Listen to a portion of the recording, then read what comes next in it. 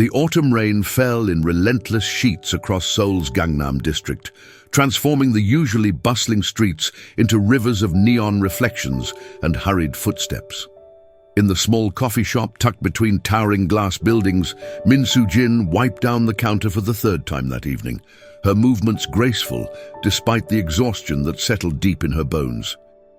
At 22, Soo-jin had been working at Café Harmony for 18 months, saving every one she could while attending university during the day.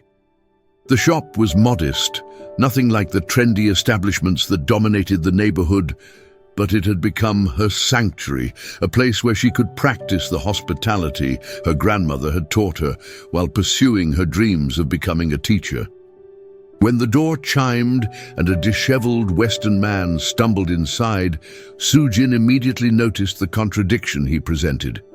His suit, though soaked and wrinkled, was clearly expensive, the kind of tailored precision that spoke of serious money.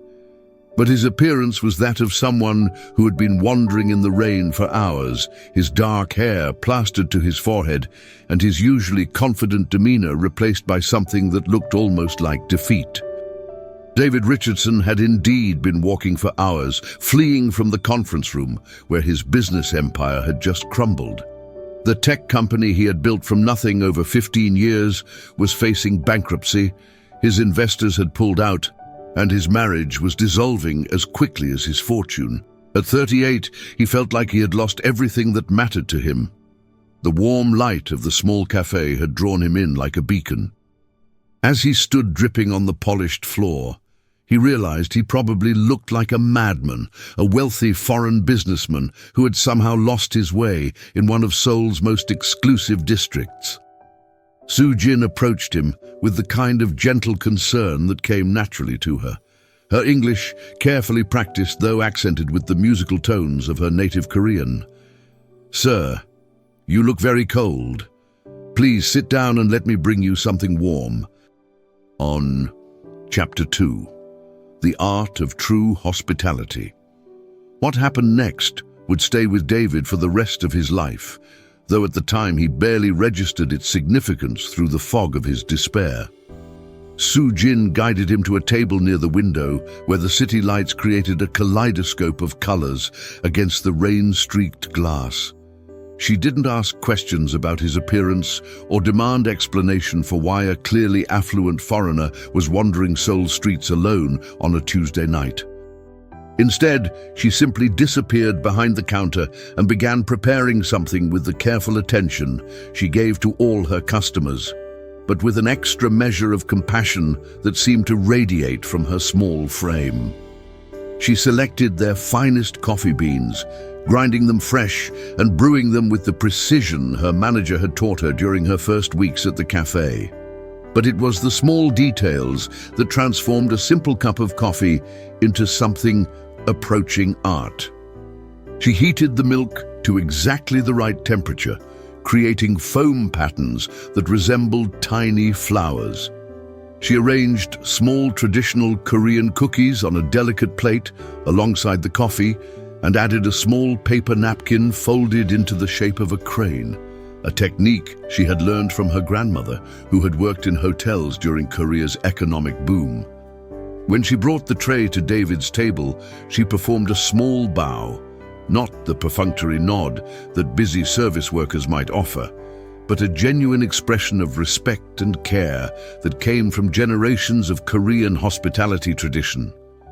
Her eyes met his briefly, and in them he saw not pity for his bedraggled state, but simple human kindness offered without expectation of reward. "Please take your time," she said softly.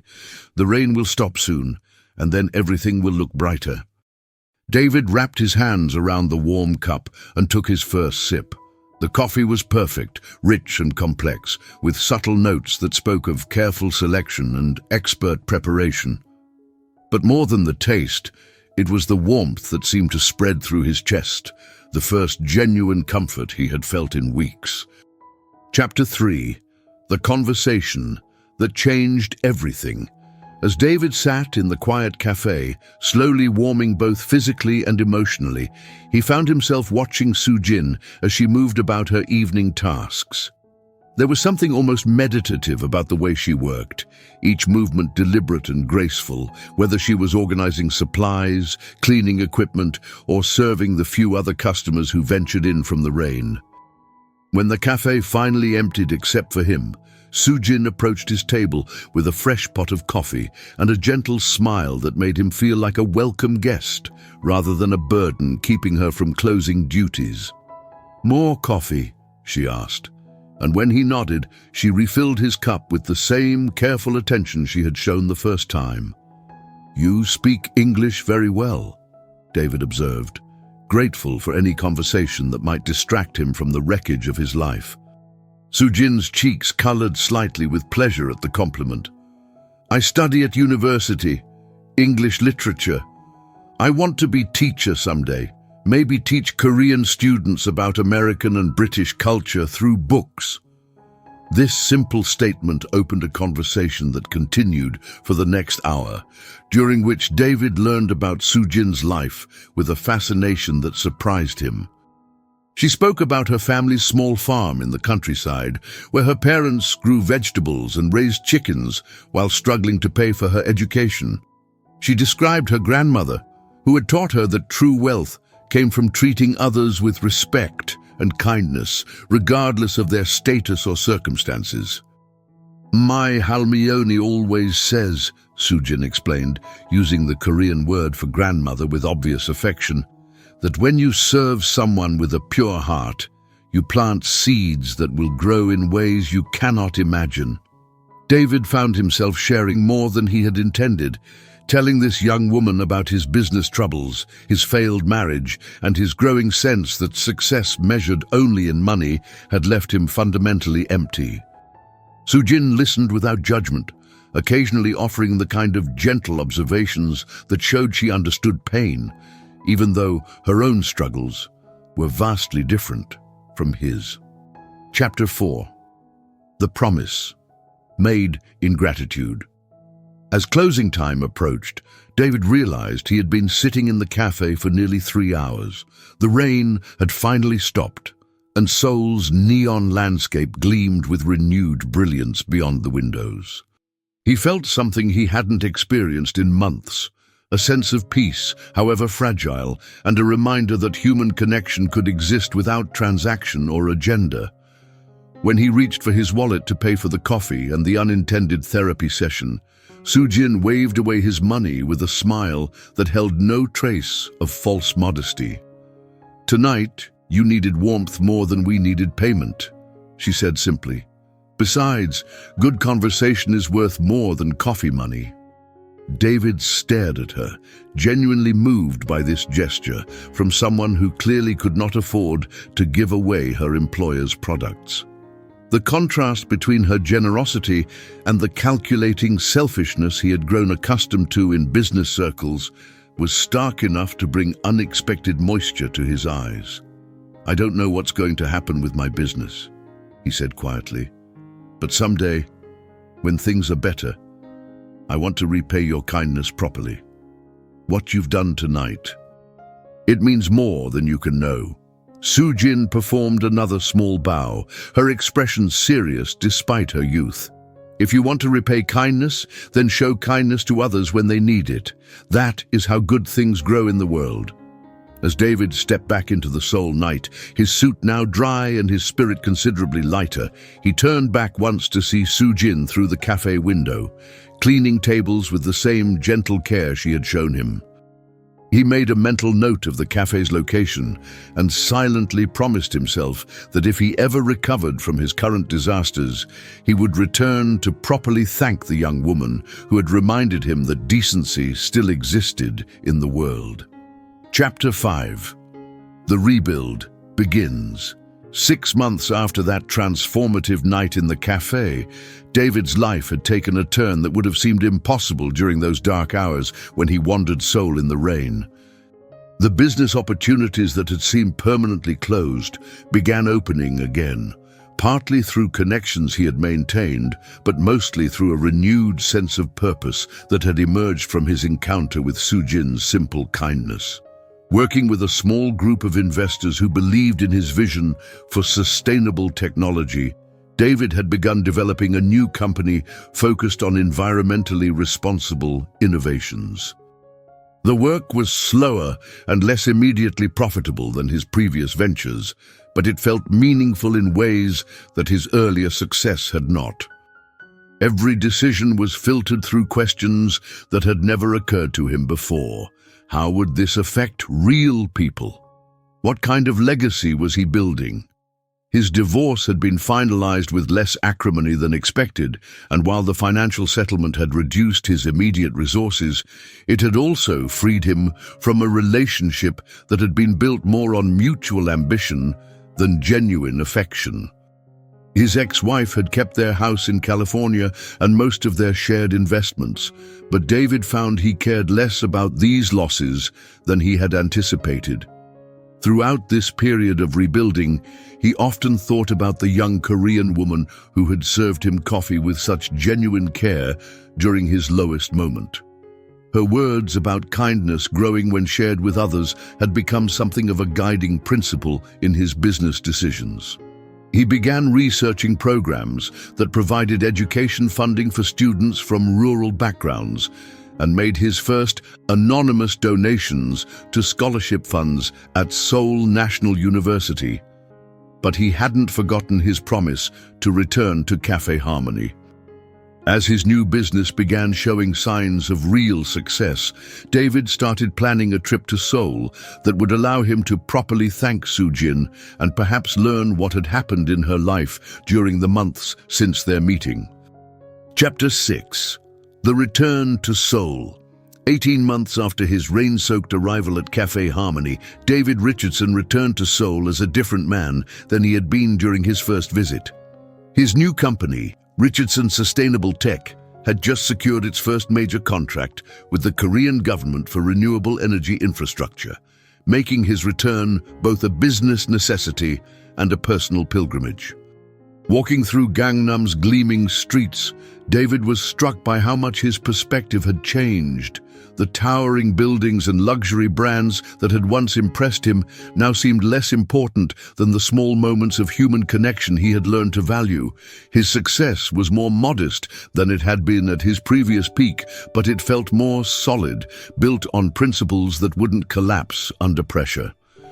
When he finally stood before Café Harmony, his heart sank. The small shop had been replaced by a sleek chain coffee outlet, its neon signs and standardized decor eliminating any trace of the warm, personal atmosphere he remembered.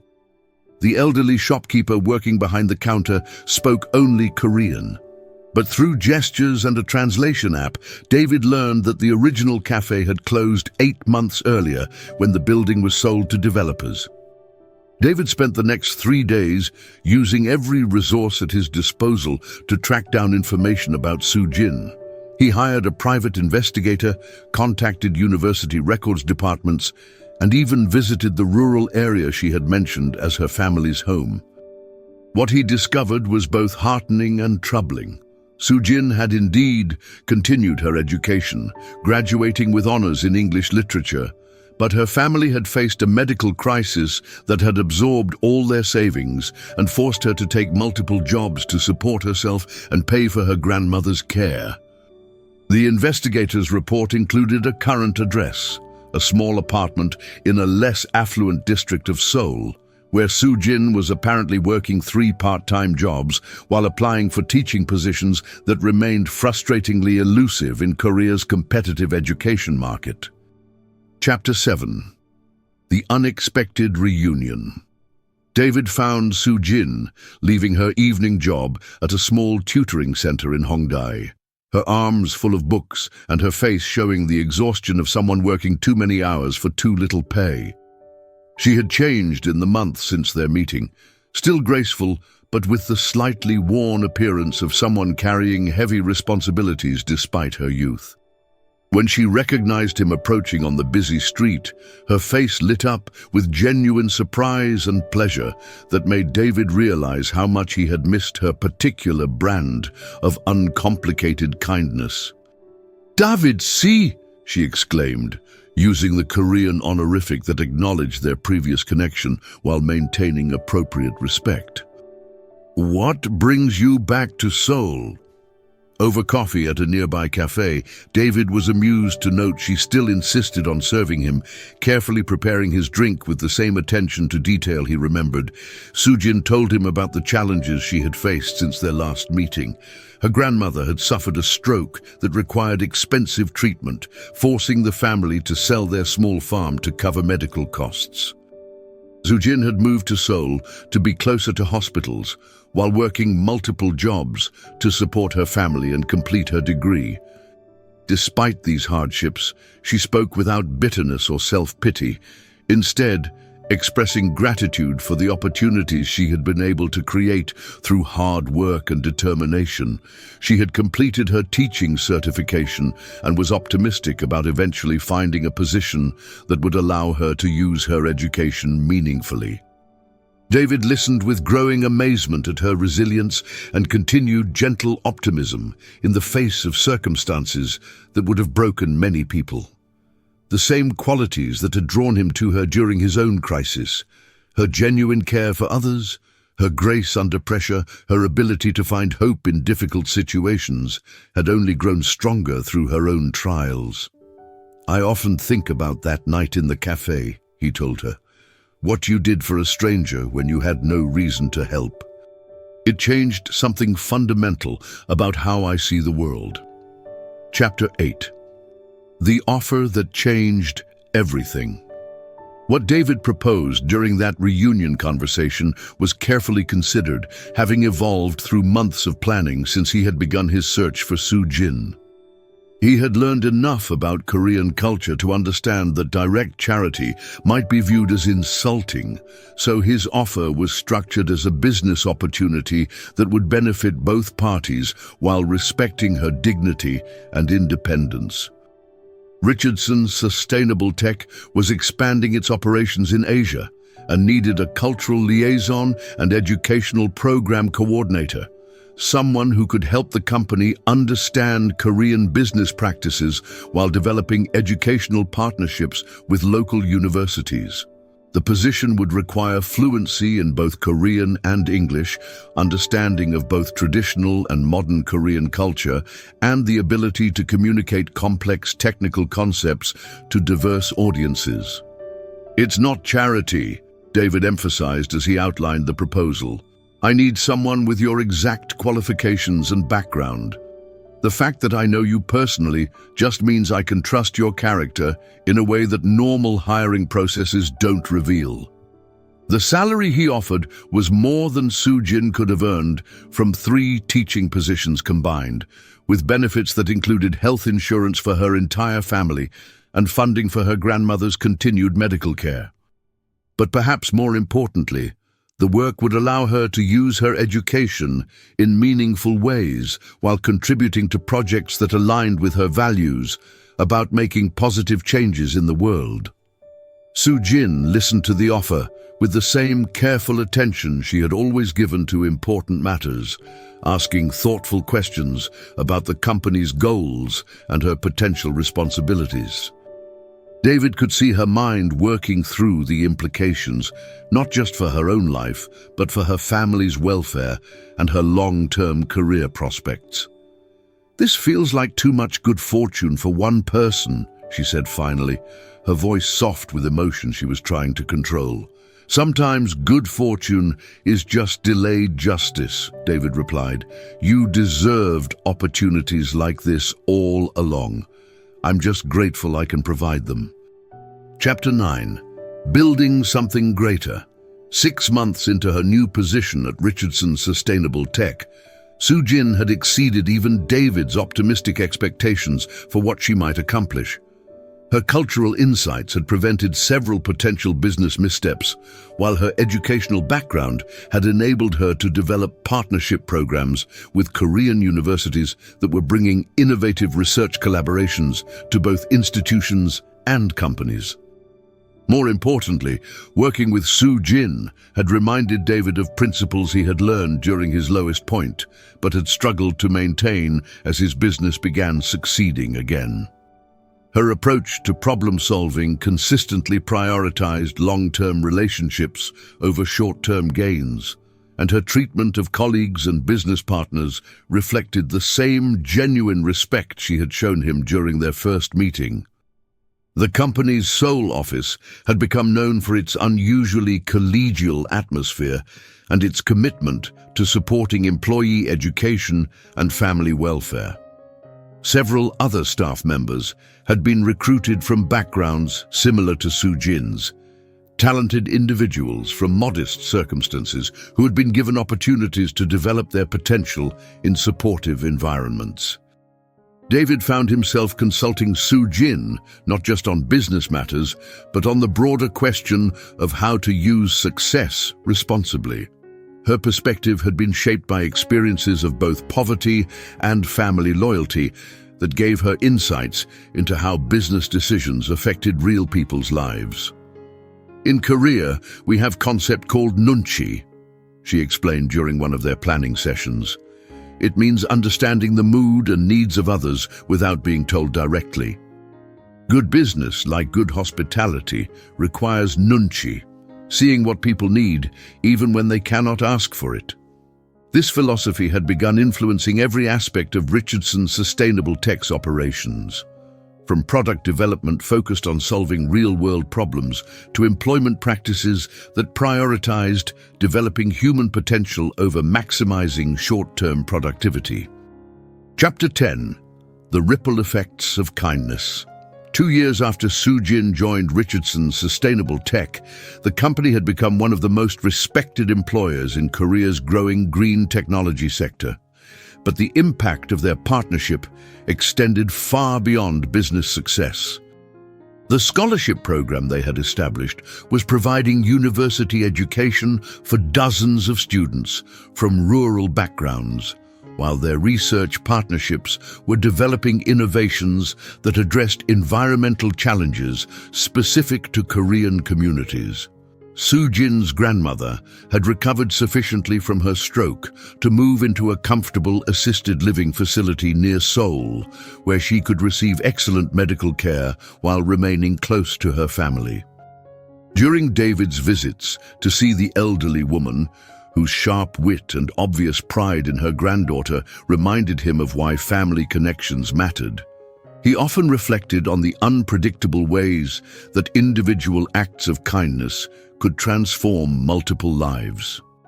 The small apartment where Soo-jin had been struggling to support her family had been replaced by a comfortable home where her parents could live with dignity while her younger brother pursued his own education with the confidence that financial pressures wouldn't force him to abandon his dreams. But perhaps the most significant change was in David himself. The success of his new company felt different from his earlier achievements because it was built on principles that extended beyond personal profit. Every major decision was evaluated not just for its financial implications, but for its effects on employees, communities, and environmental sustainability. I used to measure success by how much I could accumulate, he told Soo-jin during one of their regular strategy meetings. Now I measure it by how much I can contribute. That's a perspective I learned from watching how you approach everything you do. Soo-jin's response reflected the humility that had drawn him to her from the beginning. I think we both learned that success is more meaningful when it's shared. The kindness you've shown my family has given us opportunities to show kindness to others. That's how good things multiply in the world. Chapter 11. Recognition and New Challenges. The partnership between David and Soo-jin had begun attracting attention from business publications and sustainability organizations throughout Asia. Richardson's sustainable tech was being cited as a model for how international companies could operate successfully in Korean markets while contributing positively to local communities. When the company won a prestigious award for corporate social responsibility from the Korean Business Council, David insisted that Soo-jin accept the honor on behalf of the organization. Her acceptance speech, delivered in both Korean and English, articulated a vision of business ethics that emphasized mutual benefit and long-term thinking over short-term profit maximization. True success cannot be achieved by one person or one company alone, she told the assembled business leaders. It requires building relationships based on trust, respect, and shared commitment to improving the lives of all stakeholders. When we approach business with the same care we would show honored guests in our homes, we create value that extends far beyond financial returns. The recognition brought new opportunities, but also new challenges. Larger competitors began trying to recruit both David and Soo-jin with offers that included significant financial incentives. Several major corporations approached Richardson's sustainable tech about acquisition deals that would have made both founders extremely wealthy while potentially compromising the company's founding principles. These temptations forced both partners to articulate more clearly what they valued most about the organization they had built together. For David, the company represented proof that business success could be achieved without sacrificing personal integrity or social responsibility. For Soo-jin, it provided a platform for demonstrating that Korean values of hospitality and long-term relationship building could enhance rather than hinder international business operations. Their decision to remain independent while selectively partnering with organizations that shared their values set the stage for the next phase of their professional relationship and the broader impact they hoped to achieve. Chapter 12. Legacy in the making.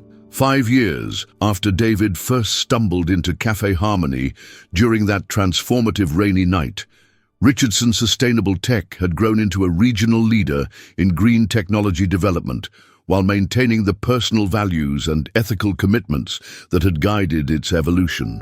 The company's success had enabled both founders to pursue philanthropic initiatives that reflected their shared belief in education and opportunity creation.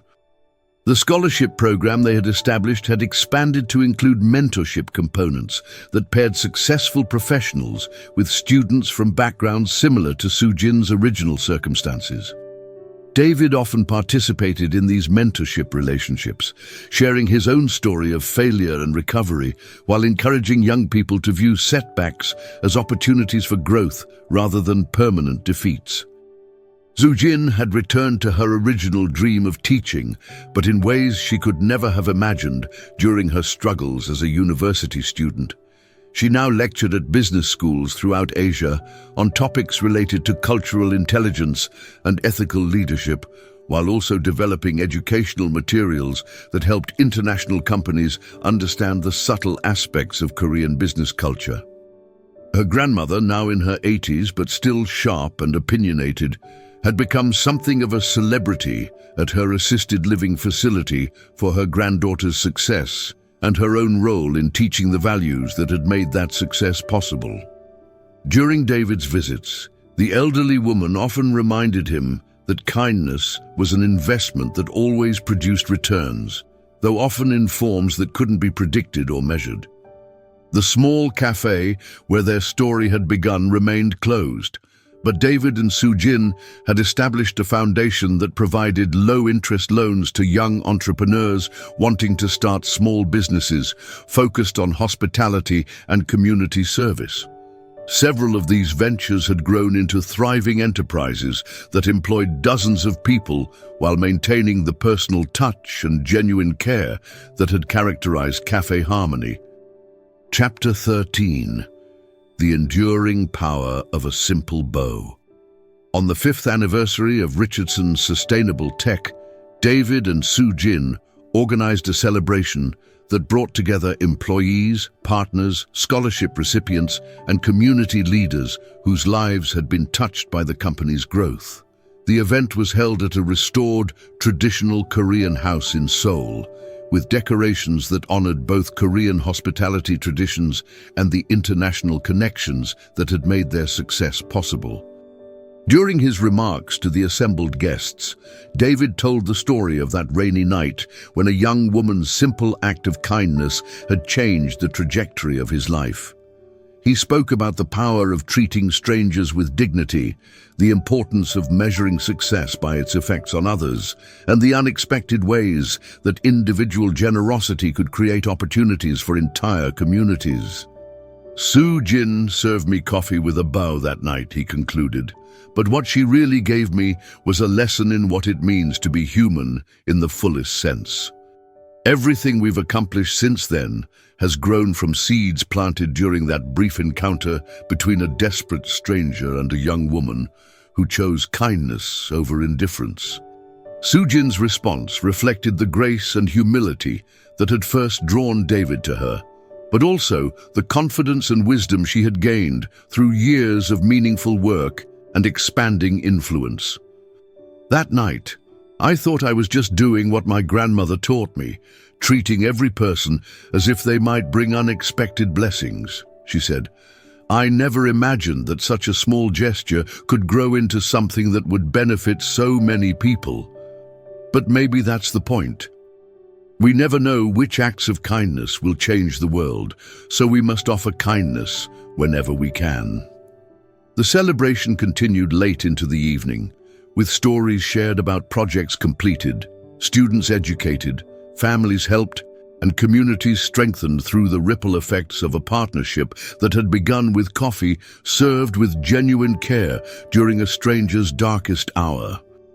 As the guests departed and David and Soo-jin cleaned up the remnants of the party together, Soo-jin still insisting on personally attending to details that others might have delegated, David reflected on how much his understanding of success had evolved since that night when he had wandered Seoul's streets feeling like his life was over. The wealth he had rebuilt was greater than what he had lost, but more importantly, it was wealth that had been created in partnership with others and used to expand opportunities rather than simply accumulate possessions. The relationships he had built were based on mutual respect and shared values rather than transactional exchanges.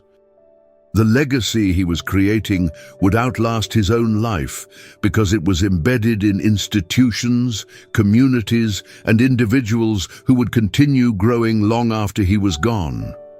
Standing in the quiet courtyard after the last guest had left, watching Soo-jin carefully fold the traditional Korean tablecloths they had used for the celebration, David was struck by the same sense of peace he had felt during that first night in Café Harmony. Some gifts, he realized, continue giving for a lifetime, growing larger and more valuable each time they are shared with others. The young woman who had served coffee with a bow had taught him that true wealth was created through connection, generosity, and the patient work of building something larger than oneself. In the end, perhaps that was the most valuable lesson any successful person could learn. Thank you so much for joining us for this heartwarming story about the incredible power of kindness and how a simple act of compassion can transform lives in the most unexpected ways. We'd love to hear from you in the comments below. Please let us know where you're watching from around the world and share if you've ever experienced or witnessed similar moments where small gestures created big changes. Your stories and your global perspectives always inspire us to keep sharing these meaningful narratives that remind us of our shared humanity.